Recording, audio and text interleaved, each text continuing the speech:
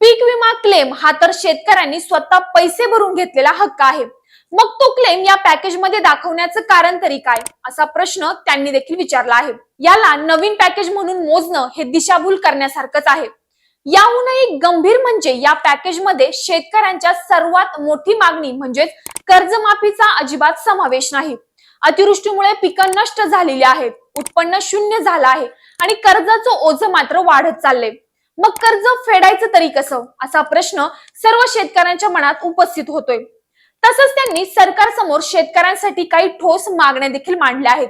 त्यामध्ये शेतकऱ्यांची संपूर्ण कर्जमाफी करावी, शेतमजुरांना श्रम नुकसान भरपाई म्हणून किमान 30,000 रुपये द्यावे आणि पीक नुकसान भरपाई म्हणून प्रति एकरी 50,000 रुपयांची मदत करावी.